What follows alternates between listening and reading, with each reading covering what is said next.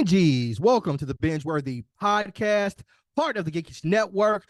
We're on a new day today, right? You know, we switch it up a little bit, keep y'all guessing and interested, but we are the BingeWorthy podcast, and my name is Johnny Randolph, and I got two dope-ass co-hosts with me. My first co-host is, you know him as New from the Ville, Ricard. Man, let the people know who you are.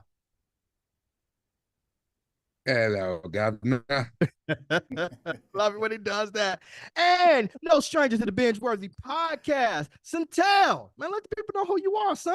Oh, Miss Sophia, home now. She home now. You already know I love it. Oh man, just happy to be, just to bask and kick it with my day ones. I love y'all, man. Let's go. Let's do this. And we are the BingeWorthy podcast. The BingeWorthy podcast, the purpose of our show is that we will binge watch an entire series to let you know if you should. Today, we are reviewing The Gentleman. The premise of The Gentleman is Edward Horniman has unexpectedly inherited an estate of 15,000 acres and a Duke of Halstead title from his deceased father. But he learns that he's become part of a weed-growing empire run by Bobby Glass. Now, he must work off his electric and dangerous character with nefarious agendas while trying to protect his family and stay alive. This show, it dropped on Netflix. It is 8 episodes with a runtime of about an hour.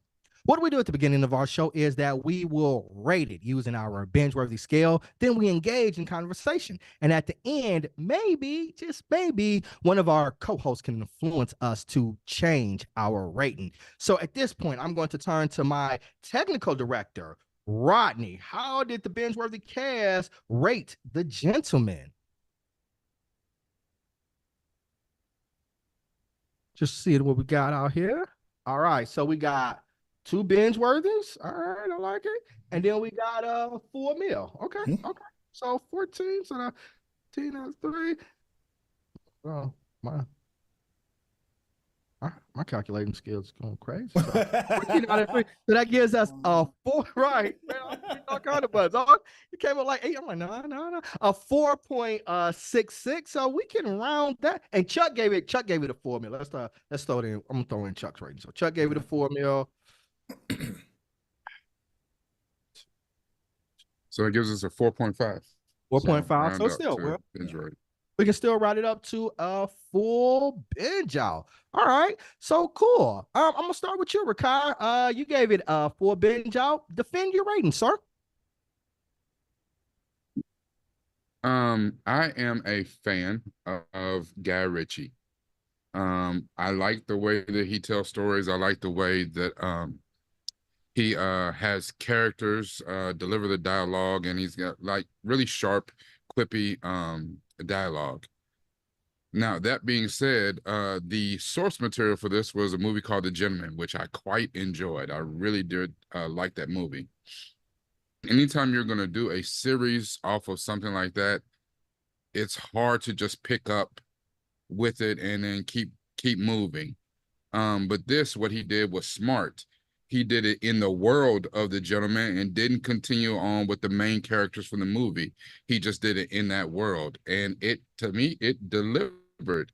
It was everything that I was looking for. I got exactly what I thought I was going to get, which is a smart, capable, funny, action-filled crime caper.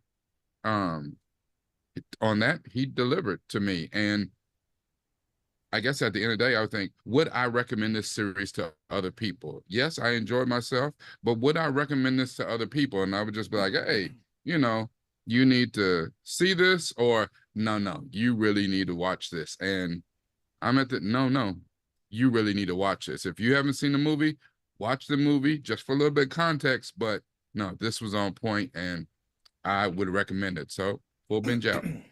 All right, cool. Centel, bro, defend your rating. Hey, full meal. I loved it. It's such a joy to watch. And the reason why I went full meal instead of binge worthy is that sometimes I can get mystified in the moment, right? And I was watching this. I was actually watching this with Rakai, and sometimes the energy of the room may give a false sensation. You know what I mean? And I really had such a good time. So I was like, is this really as good as I think it is? In my heart, it felt that way. So I was like, well, let me just go down one. Let me do a full meal and then listen to the arguments. Let me hear and see if my eyes are not deceiving me. I had such a good time, but also the room, the company that I had, we were having such a really good time with it. And sometimes, when you get done watching it, it's like, was that? Yeah, I believe it was. So I'm giving myself a little bit of elbow room to change my mind. It's not gonna go below a full meal. I can tell you that off top. It's that good. But I wanted to give just a little bit of room for me to go up. Okay. I'll defend my rating. I've not seen the original source material. I've not seen the movie, right? And so when I went into this, I had absolutely no expectation at all. I had no expectation at all. For BingeWorthy, I was wondering, like, is this even in line with what we do, right? Is it part of the genre, right? And so I went in there and started to watch it, and the first thing that stood out to me was the humor. The writing was so crisp, it was so sharp and so funny. And I literally fell in love with all of these characters. And they're like horrible people. There's not one good person in this entire show, right? And even the brothers, right? Edward and Freddie, right? Freddie was like the dumbest person I've ever met. And Edward, I was like, he still benefits from white privilege, right? He's not that smart. He's just barely getting along. But I still like them at the end of the day. I still liked all of the ancillary characters at the end of the day. I thought the action was good. I thought it moved at a really crisp pace. And again, the humor. It was so cheeky and so sarcastic and on point. I thought it totally stuck the landing, and it exceeded every expectation that I had going into watching it as a person, again, who didn't watch the source material. So it stuck the landing, and that's why I had to say 100% this was a full binge out. It had some moments where it meandered a little bit, but towards the end, it gave me just what I wanted, and I enjoyed it. And to Rakai's point, if somebody said, would I recommend this to somebody? It's like, hell yeah. Take 8 hours out of your week or however time frame that you have, sit down with your peeps or sit down alone and watch it. So that was the rationale behind my full binge out rating. Okay. I think it's great that you didn't see the movie and we get to see that perspective of it, because I know I did get a chance to see it recently. Like I hadn't seen it when it first came out. I saw it literally like a few days before I watched the series. So I was fresh off the movie, and I'm sure that did have an influence on what it was that I was seeing. So you not watching it, I think that's going to add an interesting take to all of this. And you literally, I think it's interesting that all three of us come from very different angles. Like I watched the movie, almost when it first came out. I didn't go to the theaters, but I watched it when it first came out. And had watched it a few times since, like love it. Centel watched it a few days before we watched this, and then you haven't seen it. So we all have a different appreciation for the material. I think that's real interesting. This should be a really good discussion. So, I mean, you guys kind of jumped the gun and read my mind. Did watching the movie before watching the series, did it influence your rating or your just viewer experience? Either one, y'all jump in there. I'll jump quick. Yes, it did. It did, because it set the tone. It made me a little bit more familiar with the world, and it also did have it set the tone of what to expect, because we're coming off of the heels of another remake that we watched here as well, Mr. and Mrs. Smith, right? So that taste is kind of still in your mouth a little bit. Is like, did this transition well into a series? And I had like fresh eyes to kind of jump into it. I do think I would have judged it completely differently had I not had like the source material to kind of like springboard off of. Okay. Well, Rakai, you're kind of like a super fan. Like this, you're kind of the fandom, right? You said you saw it when it first came out and you watched it repeatedly over the years, right? And now you're watching the series. So your fandom, did that influence how you rated the series? It's That's a hard one to say. Possibly, possibly. I think I've seen every movie that Guy Ritchie's done. Um, I haven't seen all of his series though. Like I didn't even know until Centel told me that there was a series for Snatch. Snatch is an all-time, you know, one of my favorite movies. Um, I love when he started with Lock, Stock, and Two Smoking Barrels. Like, love that movie. I even love, small movies that people don't know he did, like Revolver. There's one of the early movies that had Andre 3000 in it. And most people don't know that Guy Ritchie gave, kind of Jason Statham, kind of became a star out of early Guy Ritchie movies. Um, I didn't want this to color it. And Centel said it perfectly. The whole thing with Mr. and Mrs. Smith, you go into something expecting one thing and getting something else. Like Mr. and Mrs. Smith, if you expected what you got in the movie, you did not get that. And a lot of people that turned them, made them salty. Even though I thought that what they did present in Mr. and Mrs. Smith was excellent, even though it was different than the movie. With this, I don't know if I wanted to see that. So I did want more of the kind of world that Guy Ritchie creates. And I thought that we got that. So I don't know. I thought this was excellent.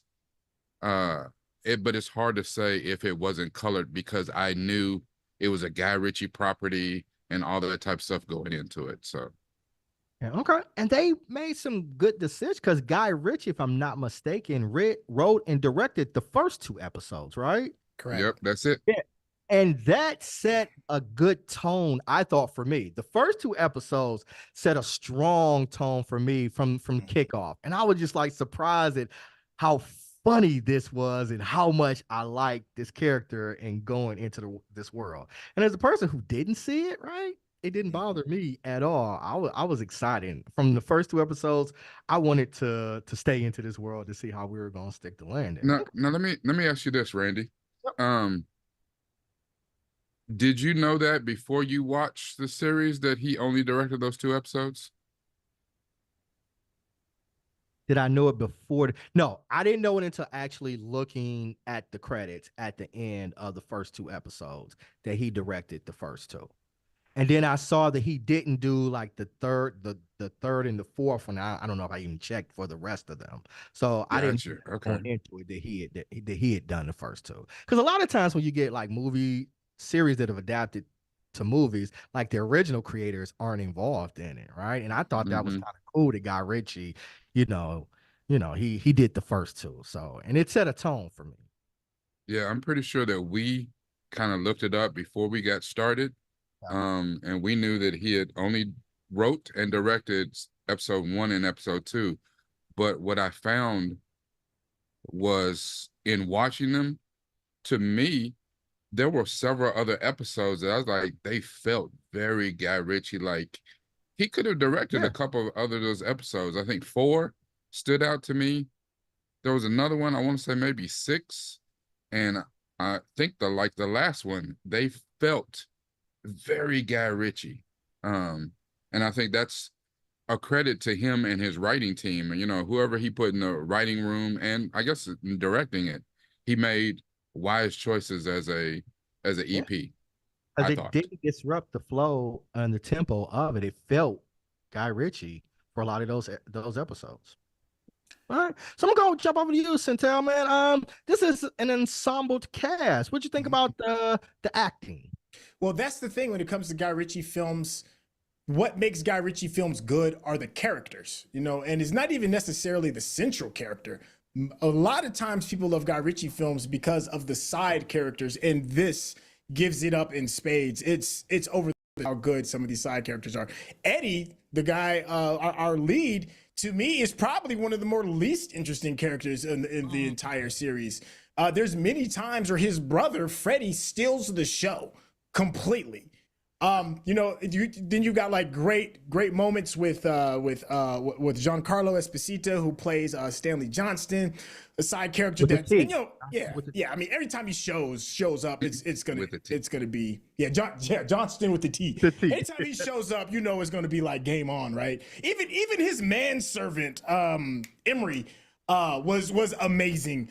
Bobby Glass, the dad, was good. Susie Glass, Eddie's partner, steals the show as well. Jimmy, fantastic.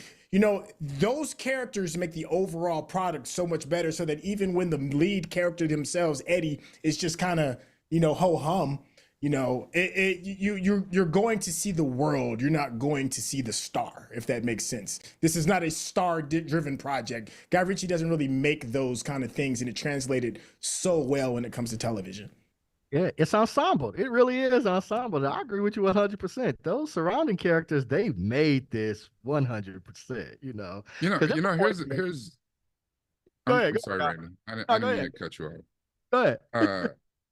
The thing about that is, even though he doesn't do star-driven pieces, he includes some stars in it because, listen, Giancarlo Esposito is a star by all he's the GOAT. He's all accounts and purposes, and even Theo James. Theo James has been in quite a few things.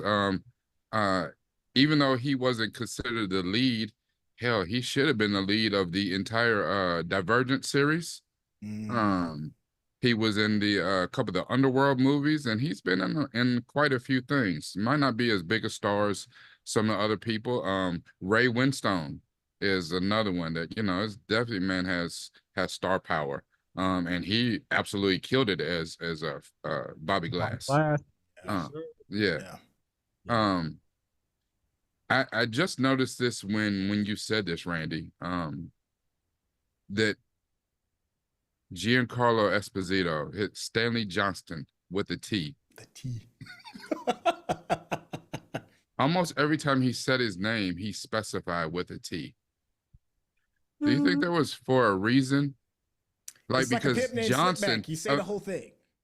but because I also thought about it too, as like a very stereotypical thing, you know what I'm saying? Because he's a black man, or even if he's black in something else, he's a black man with the last name Johnson. No, I'm not Johnson. I'm Johnston with a T. And in Guy Ritchie's writing, nothing is by chance. Even a line that you think is a throwaway line has some meaning. So I just wonder if that stuck out to you at all, or just kind of, he's a pimp named Slipback. You got to say the whole thing. Yeah, let me snatch the mic on that. I think you're onto something on that, and I didn't think about it until you said that. I know there can be a conversation that can be held that Stanley Johnston's character is trying to fit in and separate himself and be a part of the upper echelon, right? And to not seem like I'm not one of them. There's no more blacker last name than Johnson.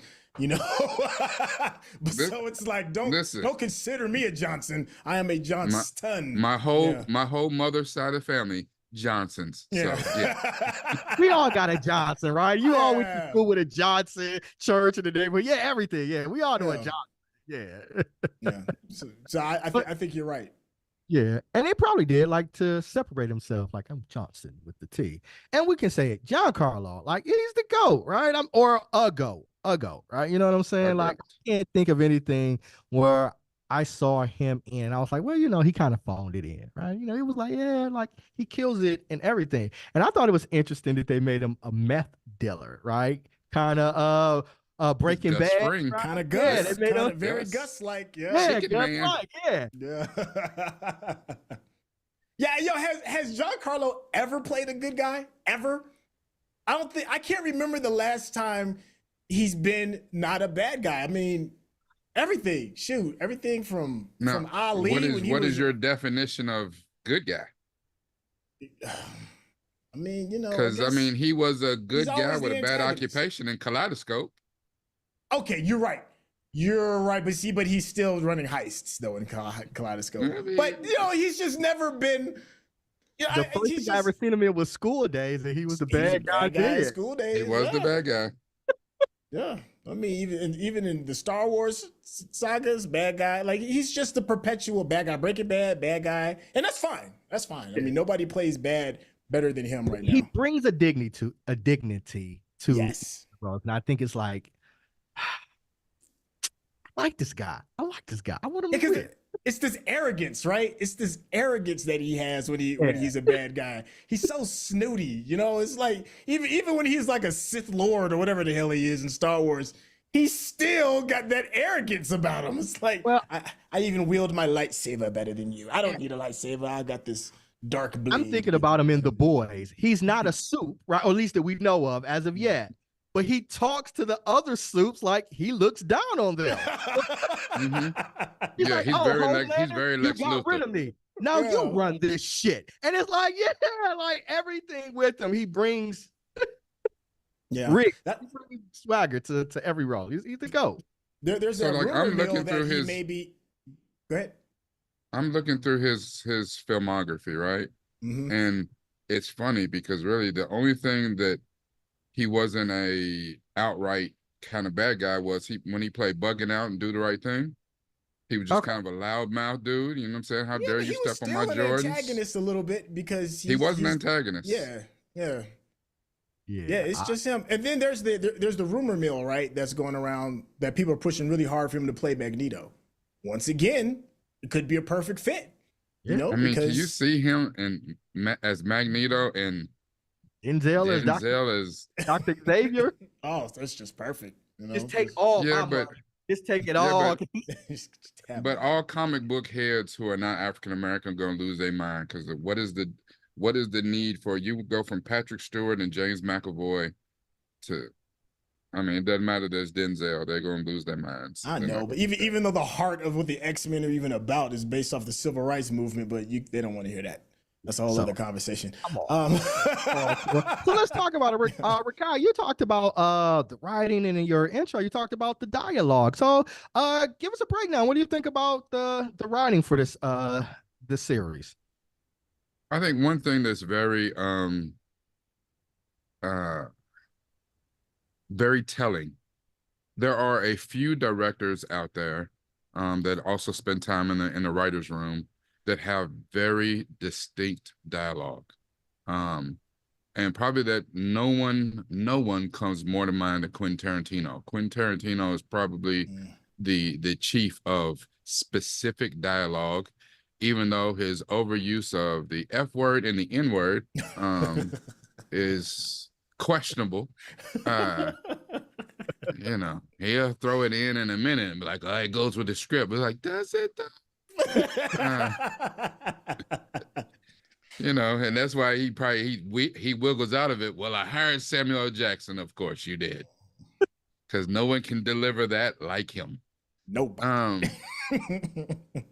But you know, you take Spike Lee, you take Guy Ritchie, and you're talking about people that have a specific visual language, and they have a language not only visually but in ways that the dialogue is delivered, and you can hear them in certain movies, even where you'll listen to a movie.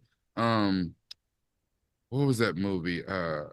You couldn't tell that it was a Guy Ritchie movie until you listen to the dialogue. It's Charlie Hunnam and Arthur, the king of the something, where he was King Arthur or whatever. Right.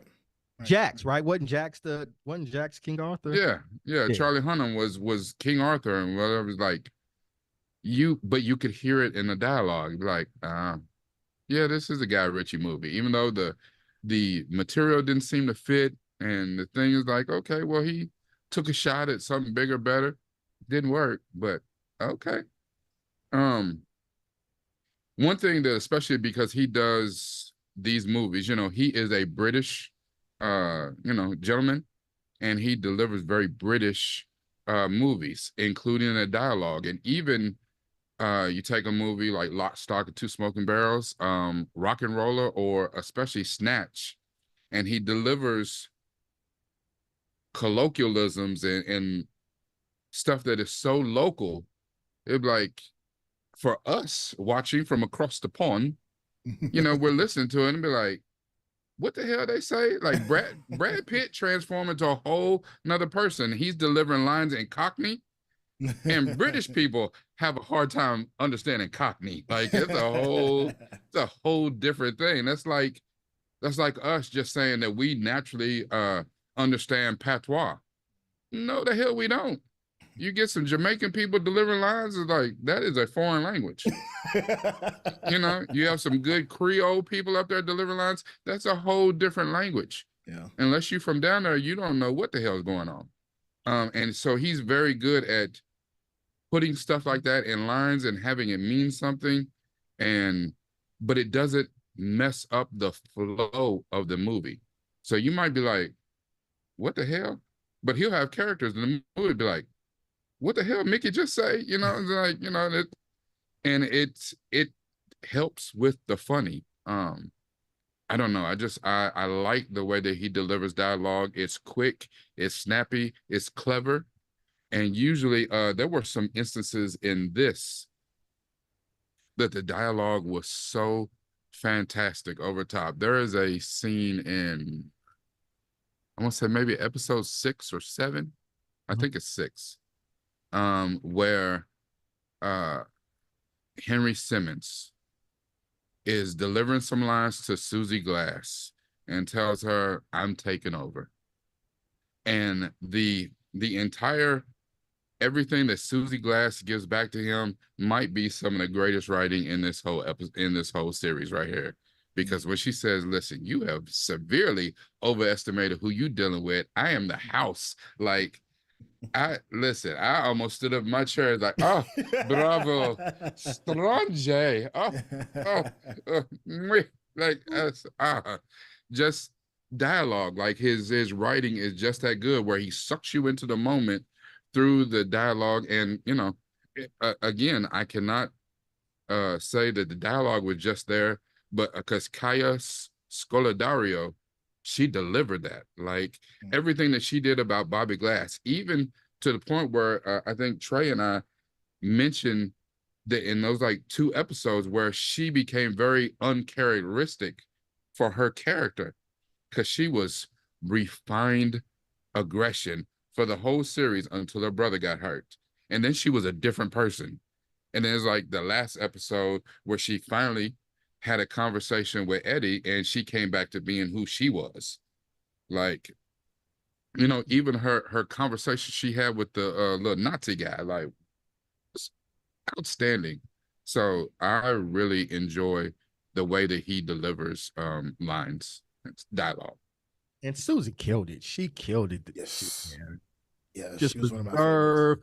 Powerful, but everything she said, I can think it's kind of like what you were saying, kind of like every word that she said, it had an intention. She did not waste words. She did not waste movements or anything. And the actress, I forgot, Kayla, she just killed it. Her facial expressions and the way they changed, she was just killing it all throughout. So, Centel, man, give me some plot lines that stood out to you, whether good or bad. Oh wow, that's a good question. Well, let's start with the central plot line and how it kind of like piggybacks off of the movie, and that is, you know, these dukes and lords have these estates that, you know, that have been used to flip money for in order to keep their families afloat. I think an interesting plot line is that like this wealthy aristocrat class isn't stush as you think it is, and leave it to Guy Ritchie to kind of like lift up the carpet so you can see the roaches running underneath it, right?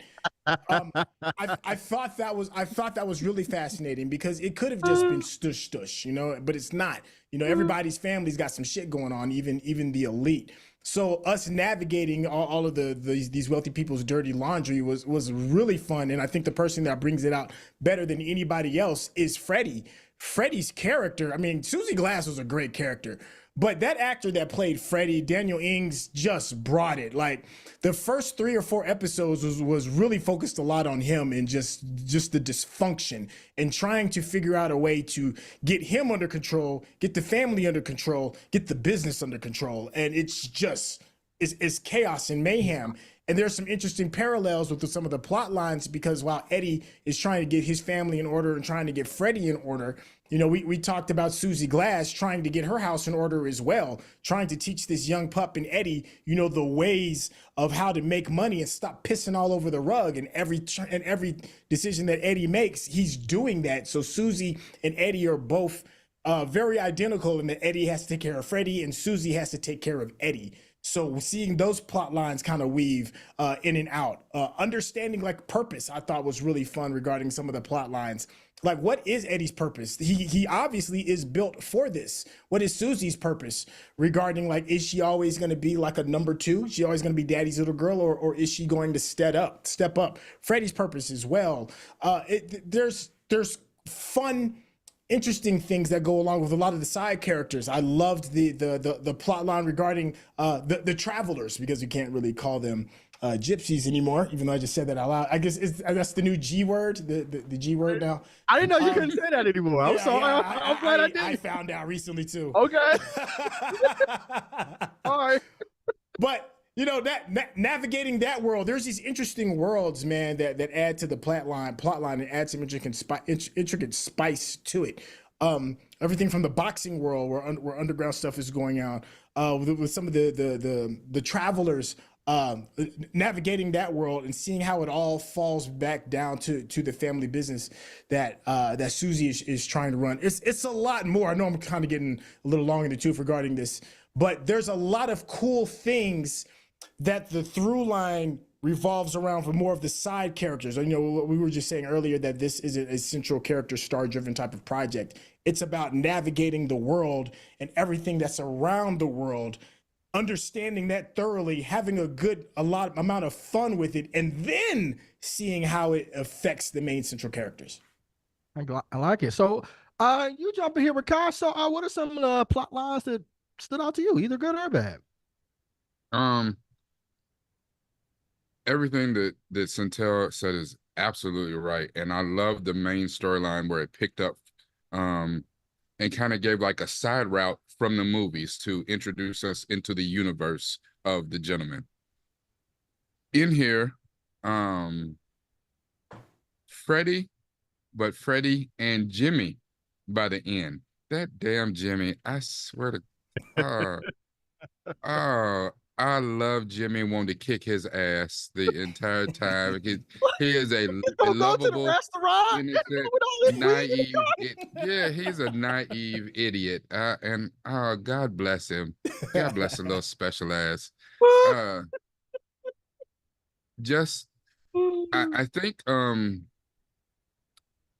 you know, and the thing is, it's easy to love Jimmy because he means well and he just wants to do a good job, and you know, every time he, you know, effed up, he didn't mean it, you know, and it's like, and especially when you're doing in this world of, you know, even though they chose Bush, which is the code word, I guess the British code word for weed, even though that's the word that they chose, it's supposed to have the least amount of violence.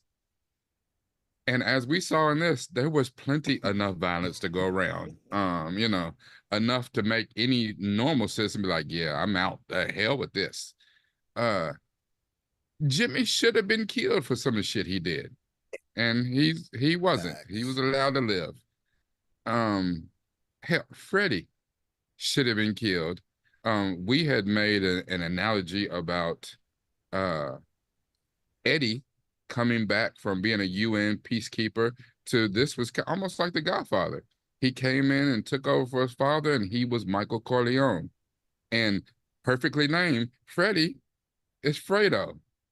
Don't ever go against the family, Fredo, you know. And it just, it had a lot of those similarities. I really liked at the end where Fredo said, you know, Freddie said that he wanted to make up. He knew that he had effed up a lot. He had a really good conversation with Eddie about he was on his not redemption tour, but he was scaling his peak, and he was figuring out his thing. And I really hated the fact that no one really kind of listened to him. Even when Eddie listened to him, he didn't listen to him. Like Eddie was ready to fire off on him. Grantedly so, because of what Freddie just said to him, like a dumbass. Mm. But him and Jimmy really had a great idea of something that would help the business, and they weren't taken seriously and they weren't listened to. And I hope that they explore that in season 2, if there is a season 2. I did want a redemption arc for Freddie. I liked where he was going with his character. And of course, we know him being him, that doesn't mean he's going to stop doing dumb shit and making bad decisions. But the fact that he's trying is appreciated. I think probably the most interesting thing to me is what happens to a term I coined at the end of our thing. Stanley Johnston's little his right hand man, little BingeWorthy Bentley. BingeWorthy Bentley. Oh, you a wild one for that one. Since we see and I don't want to give it away to those who've seen it, I'm trying to be as spoiler free as possible. Where we see where Stanley ends up, you have to have a certain amount of pull to get to where he ended up. So that means that even though he was the king of the meth business, you think that his consequences, he's out. But it doesn't seem that way, because Bobby's definitely not out, being where he's at. So where Stanley's at, that means that he's pretty much still doing what he do. You just need to have a person on the outside. That puts BingeWorthy Bentley in a whole different realm, because now he's like equivocal to Eddie and Susie, in that regard, where before he was running around making moves, but I mean, the guy is still right here. Now he's the guy because he's the only one out. So to see where that goes in this new relationship, and what are Susie and Eddie gonna do, because now the training wheels have been taken off of them, and they, that would be interesting to see if a season 2 does come out. You never know with Netflix. They'd be like, "Oh, this was great, our #1 show. Yeah, we're canceling it." What the heck? You never know. You never know. And so we got one of the great things about our show is we have a live chat. And Dominica Edwards said, I couldn't take it. I would have cut my losses with Freddie when he gambled the $4 million away. And Eddie infuriated me throughout this whole series. He did. He infuriated me. I was like, you can't shoot your brother, but he's about to close as you could. One of the storylines that stood out to me, though, was Bobby Glass. Like, I love Bobby Glass. He's just sitting back in prison, calm, running things, right? Providing advice, doing all this thing. And I can almost see, like, him as a character growing up in the crime family, building himself up, and then, like, he becomes, like, a different person. Like, now, like, it's like now he's elevated to the level, like, that he's able to negotiate and deal with these high-class dukes in this upper society. He's literally infiltrated them, and he's controlling and manipulating them while being in jail. That's dope. Yes. So, like, that was one of the storyline plots that really stood out to me. Okay, so it reminded me of you remember what was it, Goodfellas, when they found him in the prison. And they was in there, like, talking about don't burn the sauce. Don't burn. And he's over there, like, cutting the garlic to raise it things so it melts. And it's like, what kind of prison is this? Yeah, that.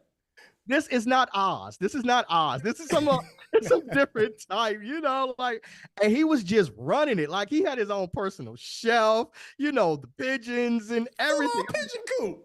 Yeah. Pigeon coop in prison. Acquire these types of privileges. Like, yeah, he was just like a really dope character. Wait a minute. How about he's in prison, but he's in a full-on tailored suit? Like, he's not in orange jumpsuit. He's in a tailored suit. Like, he's just, it's almost like when you hear like wealthy people, for whatever reason, they're so that they don't flee the country while they're under, whatever investigation or whatever, they take their passport and make them, they're reprimanded to their mansion. They live in a mansion. Like, what kind of? It's like, oh, I can't leave the mansion, even though I have everything I could ever possibly want on these grounds. Right. And even though I can't leave, you can't stop people from coming in. So everything is the same. And that's almost what his prison was like. Like, it's clear that all the guards work for him. Right. Yes, sir. No, sir. You know what I'm saying? I'm not ever late coming back for count. Mr. Glass, you're always late. But it's you, though. So we don't even count it. Exactly. So I'm like, I ain't never late. Don't you ever question me?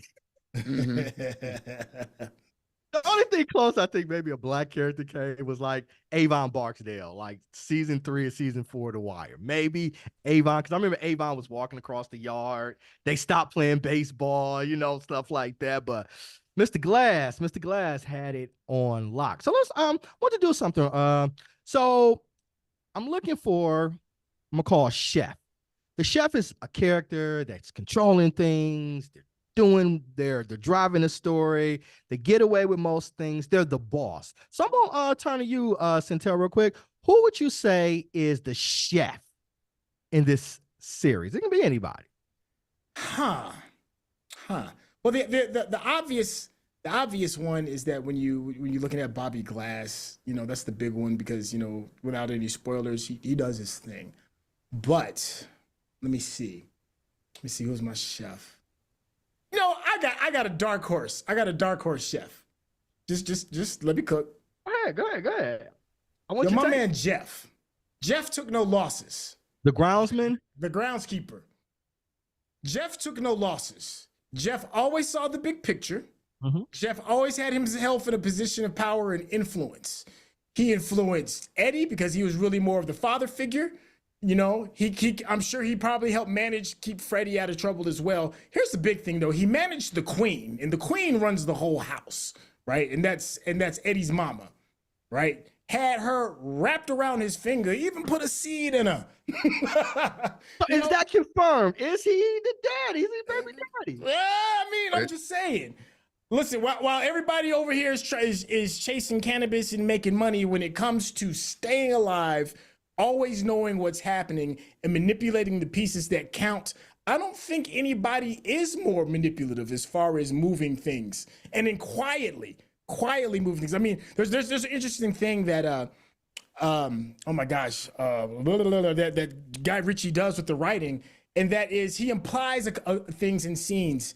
And Jeff is the fixer of broken things. His house is filled with animals that he's rescued.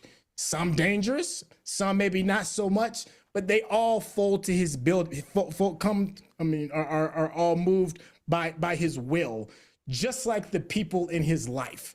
I don't know if Jeff has a boss. I mean, on paper he does, but is he really being controlled?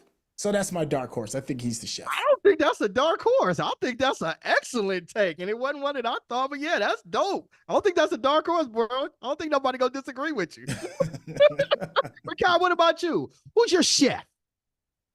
I don't know, because that answer right there was so good. I wasn't even thinking of that, but everything he just said is right. On top of the fact that I would really love to see Jeff's backstory, because like you said, if he's the fixer of broke things, broken animals, broken people, he came to them broken. They saved him.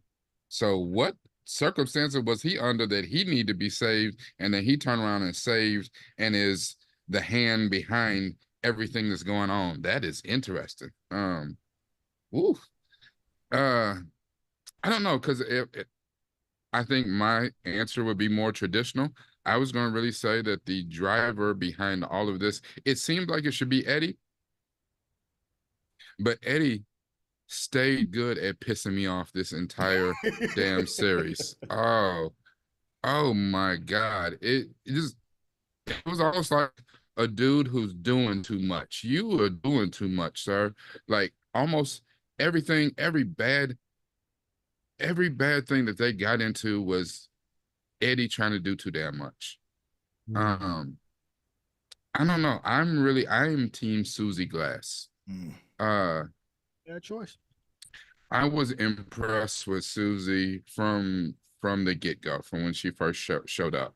I love how She says what needs to be said and nothing more. She keeps everything very close to the vest. I think my only critique of Susie would be, I mean, if I don't know if it's even a critique too, because I don't know, like Eddie was never really her partner. He was more a, subservient, like you work for us. Like, let's not get it twisted. You work for us. We're paying you. You not cutting checks. Even Jeff, even Jimmy and all the people on the farm and all this stuff, we cut the checks. You know what I'm saying? Matter of fact, we cut you a check. And you decline to just sit back and get your check. You want to become more hands-on because you have an ultimate agenda. But you become more hands-on, you think you know what's going on, and you don't. And you've done more to mess this shit up and cause danger to this business than we have in all the years we've been running this business. So I think it's Susie because she was able to navigate a whole lot of stuff. Eddie went in and got his ass whooped by the cook at that damn Chinese restaurant. And if he had just dropped Susie's glass, they put her on the phone, and he's like, "Oh, my bad. I'm sorry. You know what? And matter of fact, let me send your dad some buns to go with his latest meal." He turned to him. He said, "Why don't you just say Susie Glass? Go lead with that next time." Like Susie is the one. She makes that engine move to me. So I didn't have a choice. I'm gonna go back with who we were talking about earlier, Mr. Stanley Johnston with the T. That's who my chef is, right? From the moment we meet him, he's willing, he's dealing. He gives what, like 250,000 for just the meat. Just the meat, right? Sends the helicopter out and picks up Eddie, drops him off. He's talking. And then, like we're doing the calculations. Like if we're making this much money off of weed, imagine what we're going to do with this crystal meth in America with all these goddamn rednecks and all that kind of stuff like that, right? Mm-hmm. So he's willing. And then at the end, and I don't want to give away too much at the end, we think he's done. Like, nah, he's right there, with the Top Gun is running thing, with a personal chef, and and I don't know what all his amenities are since Mr. Glass got the pigeon coop and all of that, but I'm pretty sure Mr. Stanley Johnston with the T got some amenities too that one could admire. You know what I'm saying? So if I'm going with my chef, I'm gonna go with Mr. Stanley Johnston. All right. Randy, I do like your choice, and I like your choice because I didn't see that choice coming, but I really like your choice because, for one, if you look at all the movies we're watching these days, especially like, I don't know, like the superhero movies, all the superhero movies are made off of, no matter how great the hero is, you expect the hero to be great. But the hero and the movies, the studios themselves are based on how good is your villain. The villains are what make the movies. And Stanley Johnston with the T was an excellent villain. He was a Kaiser Soze kind of level villain. Like, we could see it, no one ever said it. You know what I'm saying? About he's pulling the strings to all this stuff that's going on, all this chaos behind the scenes. He kept that story moving. And it seemed like, no, it's just these things are happening, but are they coincidence or no? Is it Stanley Johnson, always the man behind the mirror? And excellent choice, sir. That's my chef, man. All right, guys, I think we done talked about it enough. Let's re-rate this thing. Start with you, Rikai. How you want to re-rate it? I'm still at a 5. I think that even this conversation has helped me to realize that this is a really, really strong property. It was based on a strong property, but it's a strong property on its own. Because if you don't know anything about the movie, could you just take this property for what it was and move forward? And yes, like, the ties to the movie are there, but they are not at all strong ties where you have to have seen the movie to understand what's going on. There is a network in place. There's a crime network. They're moving weed, and it's controlled by these lords or people who are not flush. They're not liquid with cash. So this criminal empire that's growing underneath their estates, because they have that access to the royal side of stuff and they're pretty much left alone, they get it's like when rich people move stuff in and out of America through, like, what's this thing, bonded warehouses and stuff, where they're not supposed to be searched by customs or whatever, that kind of stuff. There's ways to circumnavigate the law in our country. So just learning that, and I think I'm excellent. That Guy Ritchie is excellent at pulling up the carpet and letting us see all the roaches crawling about, even in the royal palace. Like, that is genius, because we are obsessed with royalty and you know, that the monarchy. But they are just people just like us, and some of them, you know, there was several royals and people had titles that were broke as hell. Oh, that one house just fell into disarray, man. Yeah. The dudes that moved there too. I was like, Yeah, with the little thug lives that moved into it. Yeah, like, so I think I'm still at a 5, because there's a lot of places that this series could go from here, and whether or not you make ties and homage back to the original series doesn't even matter. It's a strong property on its own. So, and I would still tell people, yeah, you need to watch that. That's off the chain. So yeah, I loved it. all right, You know, there's a couple people we didn't even talk about. Yeah. You know, we didn't talk about Bless. No, we did not. Ass. We didn't talk about we didn't talk about the blasphemous, the gospel. Serial killer pastor, like, like, you know. So there's a lot of stuff in this that we could talk about that we didn't even brush over. So a lot of stuff still happened. I think it's important when Jack woke up in the hospital and all we saw was that he woke up, he's good, but there ain't no way that, I mean, you know, Henry Simmons is done, but what is the state of his mind now? Like, he could be a whole new wild card. I mean, we've got to see Freddie being a dumbass. We didn't even see, besides him stooping the lady who's the wife of the guy who cleans the money. Jack could have a whole new dumbass attached to him for season 2. Like, yeah, I'm a 5. Wild card, right? The boxing skills being crazy and he being out of his mind. So yeah. And they got to protect the glass, right? You know, but he could be that wild kind of character out there. Yeah. All right. So cool. So for binge out. What about you, Centel? How are you going to re-rate it? I'm glad that we've had the chance to talk about it, man, because I did feel for a moment, I was like, am I a prisoner of the moment, right? Am I a prisoner of just the environment and the fun that I'm having watching this with friends? And the fact of the matter is, it's just good. No, the answer to that is no, I wasn't a prisoner of the moment.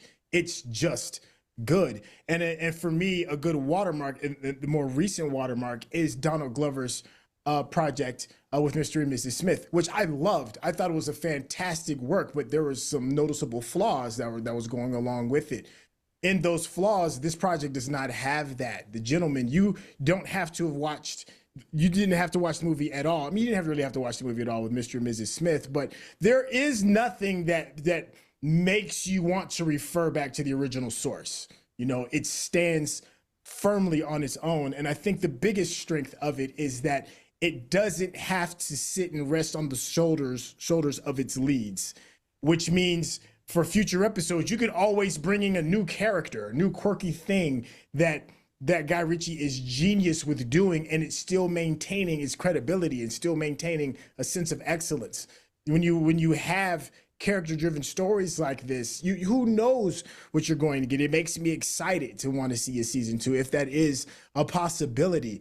I thought they did stick the landing. I think it does feel and smell like Guy Ritchie, even during the parts that he didn't necessarily write and or direct. And there's quotable moments. That's one of those things. Another thing about Guy Ritchie that you love is it's always something that you can quote and share, and it resonates. And another thing that makes this show really good too is the international appeal. This show had very little marketing. It is still #1 on Netflix's series on their lineup with very little marketing. We were talking about how Avatar had marketing out the yin yang, One Piece had marketing out the yin yang, whereas other projects on international levels, such as the Squid Game, no marketing, blew up. This is kind of close. It's not Squid Game, let's be clear. Squid Game is a whole different level of love. But for this to have spread as wildly as it has, strictly through word of mouth, is incredible. This is an international type appeal of a movie, and it does it well. So yes, this is a binge-worthy production. We got you coming up. I like it. I like it. With that being said, man, I'm sticking steady at the full bench out. Again, I didn't have any expectations coming in, and it killed it. Like everything Centel said, everything Rakai said, I echo those sentiments completely. Right? It was funny for an action movie, right? It had good action, good fight scenes, and some of the most memorable characters ever. Like you all said, we didn't even touch on some of the ancillary characters that were completely memorable, right?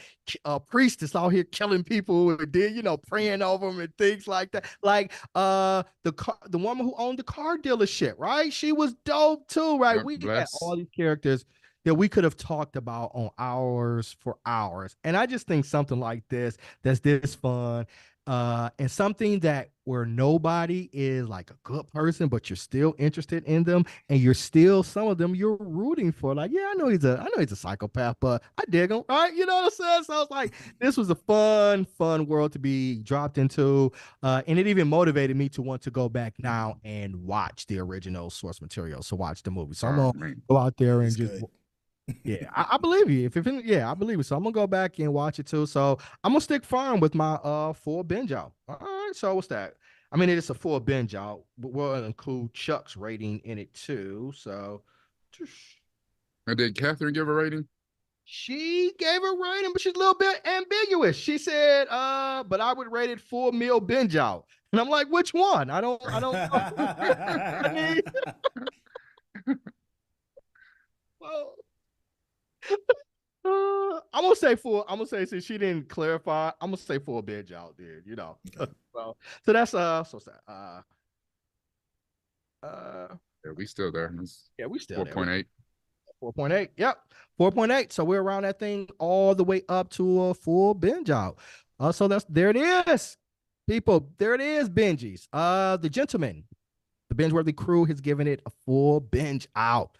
Tell. Got anything to say before we head out, good sir? Tell them about your channel. Tell them about your channel. Where they can find you at. Oh, thank you. Man, as somebody that loves coming home, and the Geekish Network will always be home. Without the Geekish Network, I don't get a chance to showcase my channel, Centel. You can reach it at YouTube/Centel, and also the international channel, Cinema Mosaic, where we talk a little bit more about movies from around the world. Right now, it's more of a South Korean channel, but please pop on over there. If you did want to get a little bit more into the details of The Gentleman, me and Rakai ran a series talking about each individual episodes with a beat-by-beat live reaction. So please, by all means, first support this channel. You haven't subscribed to the Geekish Network, what are you doing? Hit that subscription button, and of course, give the Geekish Network that thumbs up, because that's how the people know you're digging what we're giving you. And if you have a little bit of extra time, you can go on ahead on over to Channel Centel. We would appreciate that thumbs up as well. Thank you for the opportunity, and much love, mad love for being home. Thank y'all. Absolutely, bro. No problem. Check him out. We do it all the time. Rakai's on there a lot. We do it all the time with a lot of the cast from the Geekish Network. Live reactions is dope. You don't want to miss out on it. Check us out right here. Everything going over to Centel's channel. Rakai, you got anything to say before we head out, sir? That I had a great time reviewing The Gentleman, as always. Love being on the Geekish Network. I'm sad that some of our other normal cohorts couldn't make it with us today. So Catherine and Courtney and Chuck and Dayla. So glad that we could hold it down for them. It's glad to be on with Centel. He's always, he's the OG. So I'm glad to share time and space with you two gentlemen. If you have any time, you can check me out on all social media. My YouTube channel is back up and cracking. I'm about to get some things going on with it. So at Noop from the Ville, NUPEFROMDAVILLE, because it's all about this right here. Man, I love the way Rakai says his name. I think I told him once, he's like a rapper, it's like a twister. Like, do you want to ride in the backseat of the caddy? It was. Yeah. He's literally just saying his name, but it sounds like a song. So dope. Shouts out to Digital Click. They provide our marketing and promotional needs. If you're ever in need for marketing promotional needs, shouts out to them. Shouts out to the best technical director on the internet, Mr. Rodney. You know, shout out to him for holding it down. He's an amazing technical director, doing all our transitions and everything like that. Shouts out to everybody in the chat who joined us. One of the great things about our show is that we go live, and we love it when you jump in on the conversation. The Geekish Network, we are the premier BIPOC network, Black, Indigenous, people of color. And we've got amazing people, right? We've got technical directors, marketing geniuses, editors, writers, actors, people behind the camera, people in front of the camera. And we do this for people who look like you. Representation is important. And we want to continue creating great content for people who look like you. So please support us. As Intel said, hit those like buttons. You can follow us on YouTube, Twitch, Instagram, Facebook. Check us out, man, because we're doing amazing stuff, and we're going to even get better as the year goes along. Next show, we're going to return to our normal channel, so it's not a big transition time. We'll be back at Wednesday, 11 o'clock Eastern Standard Time or 8 o'clock Pacific Time. And, you know, if you live somewhere in between there, you figure it out. But come right back here and support us. We're going to be reviewing, tentatively as of right now, 3 Body Problems. So, you know, come back and support us. Our normal geek, our same geek time, same geek channel. We will talk to you guys later. Peace.